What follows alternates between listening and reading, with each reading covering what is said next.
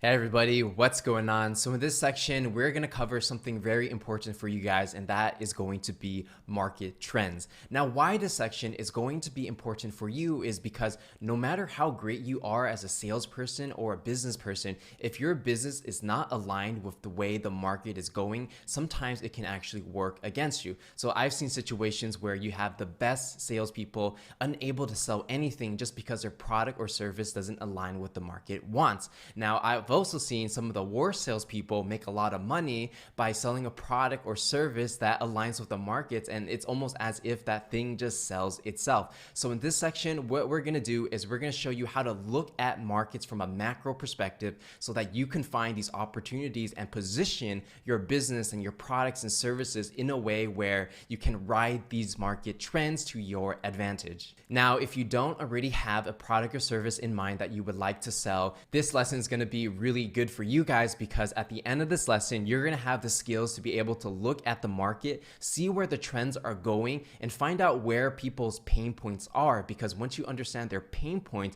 you're going to be able to create products and services that solve for that pain, meaning you're going to be able to generate business ideas on the fly. So let's go ahead and get started. Now, one of the things that I like to say is that half of success is actually luck and timing, and the rest is up to you to make it happen. And what I mean by this is that during my time as an entrepreneur, there have been projects I've worked on where I worked really hard to try to create a great product or a great service, and the market just didn't want to buy whatever it is I had to offer, and it almost felt like I was riding against the waves.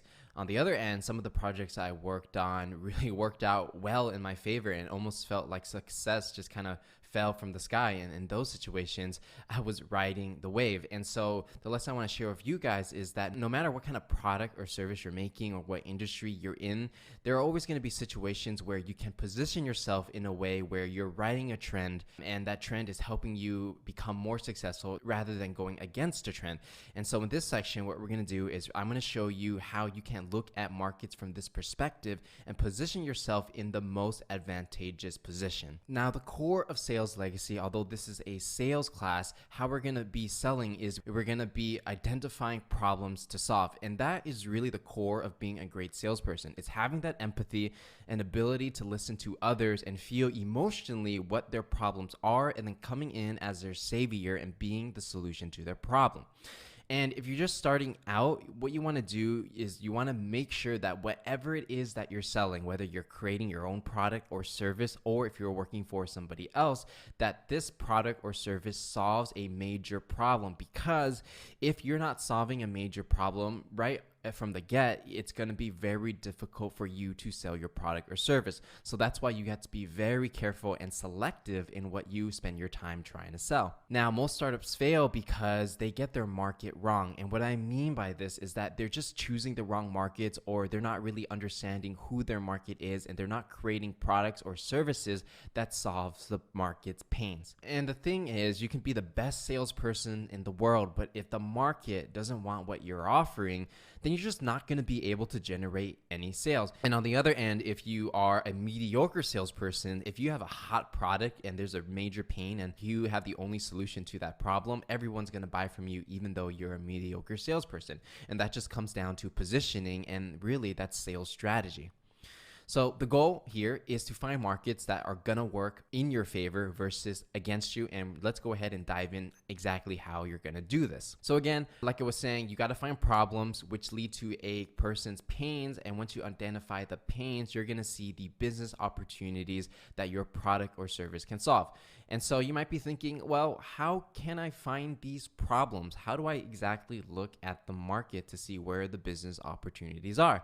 And so here, let's go ahead and learn how to look at the market and find these opportunities. If you look at this over here, you might just be thinking it's just a bunch of blocks and a bunch of colors. And you're right, but at the same time, this also represents a bell curve or an adoption curve. And as you can see over here, when you break down these blocks into percentages, what's going to happen is that it's going to be, 0 to 100%. And this represents how quickly technology or any type of trend infiltrates a population. So the left side is going to be made up of innovators, which is 2.5%, and early adopters, 13.5%. So this early market are typically people who are risk takers and they want the latest and greatest. So you want to think of the early market as people who bought the first iPhone when it first came out, or the ones who bought the first iPads, or the ones that started to use the internet before anyone even knew what it was. So these are the people that get the ball rolling in any type of trend. Now on the right side, the early majority, late majority, and the laggards, these are going to be people that make up the mainstream market.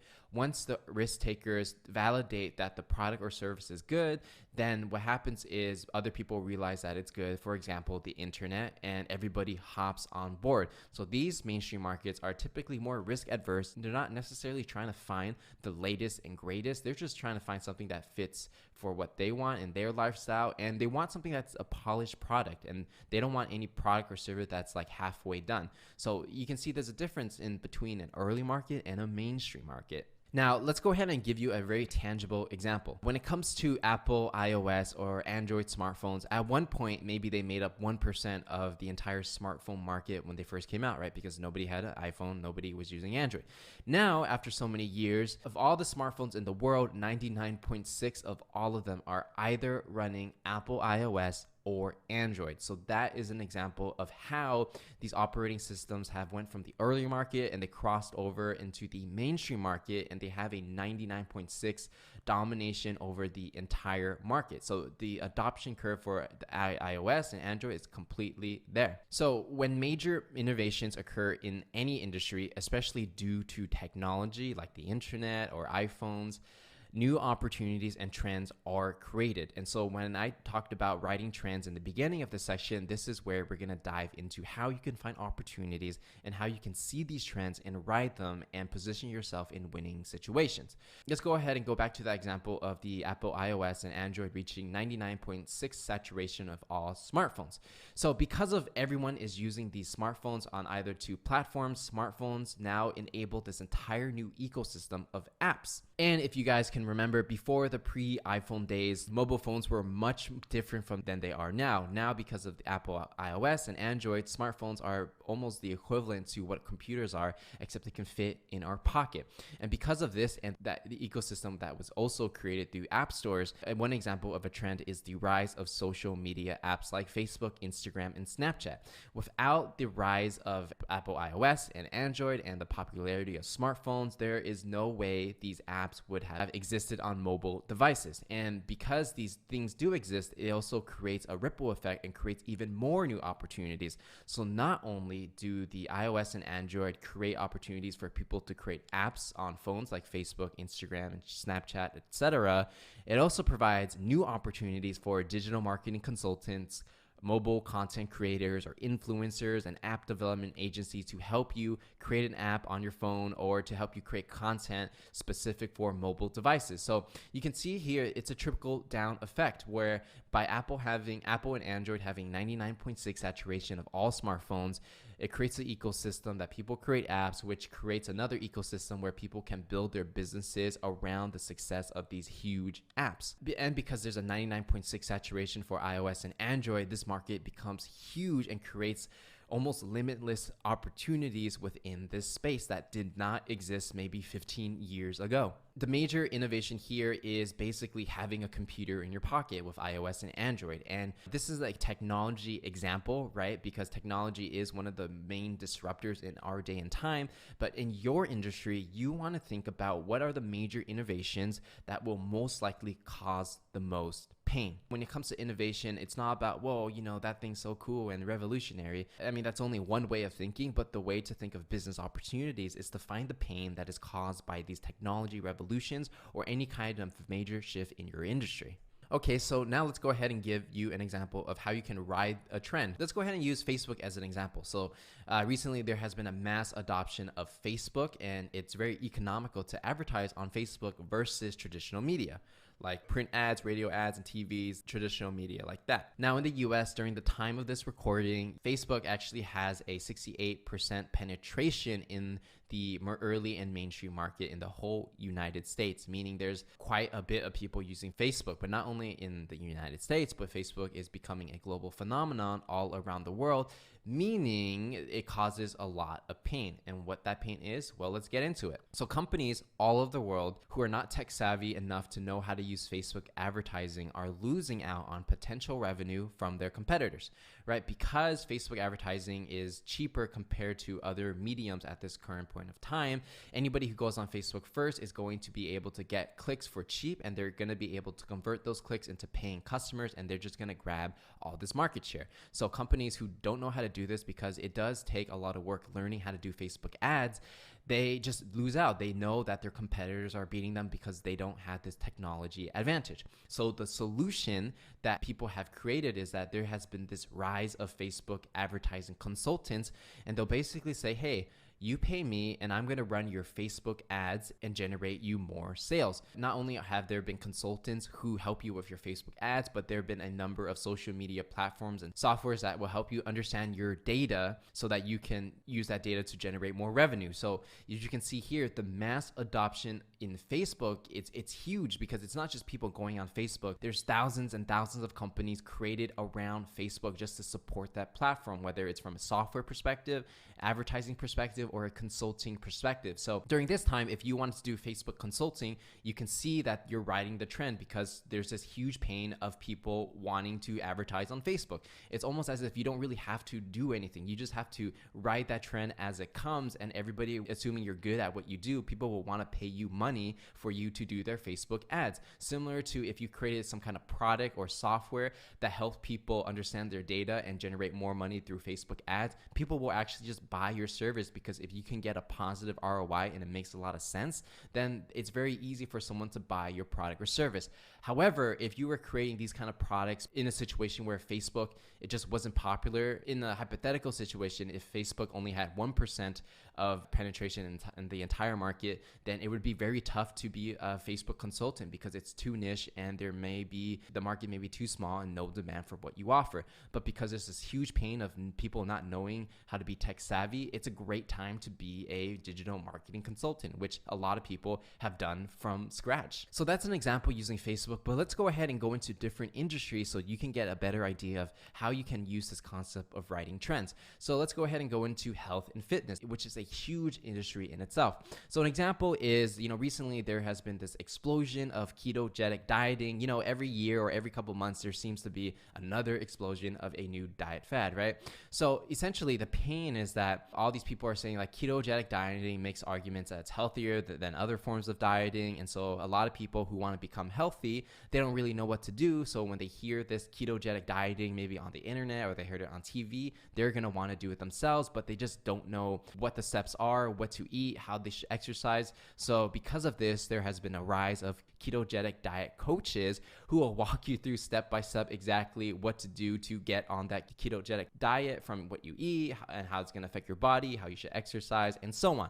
So as you can see here, if you were trying to ride a wave of health and fitness, you have to see what the trends are, what are people naturally gravitating to, and how does that cause pain. And a lot of times pain could be something maybe very attractive to somebody, but they just don't have the knowledge to execute on it. Another popular trend is meditation and yoga. A lot of people want to meditate and they want to do yoga because they believe that there's a lot of health benefits to it.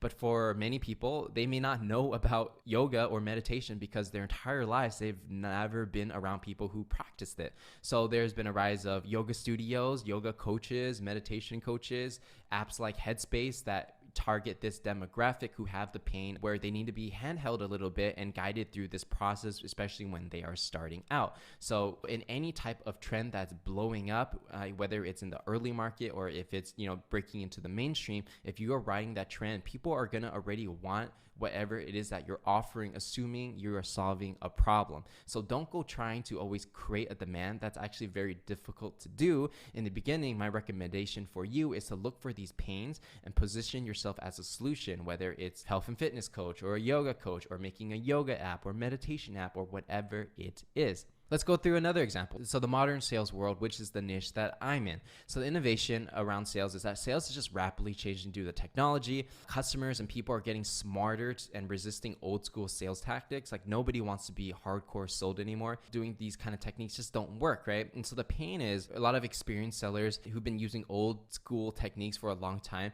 they have to adapt to the market. And a lot of new sellers who are just starting out in sales, they want a blueprint to how to get to become a better salesperson in the shortest amount of time. So some solutions that exist for the world that is modern sales is that there's this rise of sales coaches and consultants specifically for modern sales that will teach you what softwares to use, how to close clients, how to do lead generation, etc. And not only are sales coaches and consultants on the rise, but also online courses like the one you're taking here, Sales Legacy.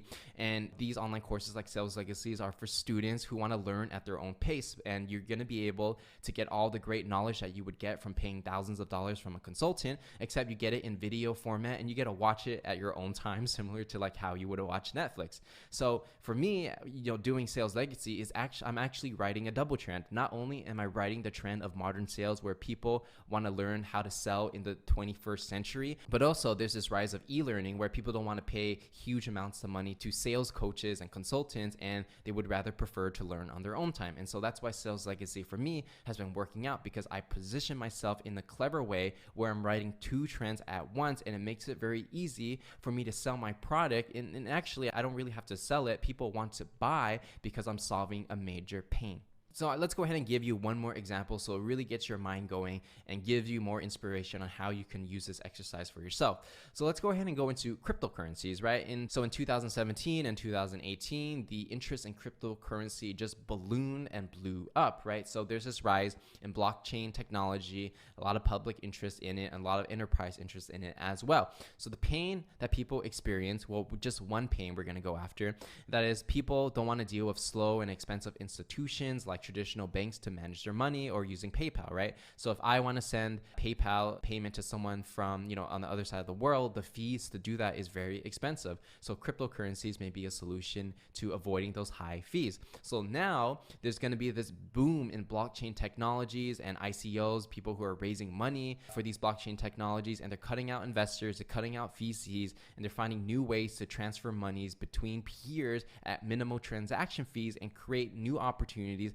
for blockchain consulting, technology companies, blockchain marketing companies, and just investing in general. So as you can see here, the boom in blockchain technology gave birth to many different type of industries under this umbrella. And so you just got to see if you're trying to do something in cryptocurrencies, you just got to see where are the pain points that people have. Is it that someone's trying to do an ICO, but they don't know how to do marketing, which gives you an opportunity to be a marketing consultant specifically for cryptocurrencies? Or do you want to build an agency where you're building the technology for companies who have blockchain ideas? Or are you creating a new type of investment company investing specifically in cryptocurrencies? So there's basically infinite ways to look at this. And the key thing to do is you want to first look at the innovation. What is the major innovation that is shaking up the world? And because of that innovation, what pains is it causing people in this industry? And then from there, you can come up with the solution with it, whether it's a product or service that solves that pain. And that way, you're best positioning yourself in a situation where people are going to buy from you and you don't necessarily have to hard sell them. One thing I'll share with you is that the easiest solution when it comes to creating a product or service is to find an early but strong trend you believe will break into the mainstream market and ride that trend early and take as much market share as you can. If you're looking at this graph again, if you're getting something in the early adopter stage, I would recommend that would be actually the best, because not too many people are on it. There's not that many competitors, but it's a little bit more validated because innovators already went through it and some early adopters already went through it. So if you jump on here, as it breaks into the mainstream market, you're just going to capture all that market share. And as people are trying to enter your market, as it becomes mainstream, you're going to be light years ahead of them. Another good place to be is the early majority, where it's already proven out. You already know it's going to work and you're just riding the wave a little later, which is totally fine, but you just don't get that advantage of that land grab of taking market share. So again, I would recommend personally being an early adopter or early majority if you just want to increase the chance that you can actually sell your product or service. But obviously there are going to be benefits to being an innovator, which is you're really ahead and you're completely shaping the industry, but that's may be difficult for a lot of people. So if you're trying to make money and create something that has a higher probability of success, I recommend being an early adopter or early majority in your industry. Now, a lot of people at this point, they might be thinking to themselves, Patrick, this is really obvious and I already know this, right? But the reality is, if you look at the stats of the chances of a business failing in the first year or so, it's like 90%. So clearly, a majority of people don't really understand the concept of writing trends.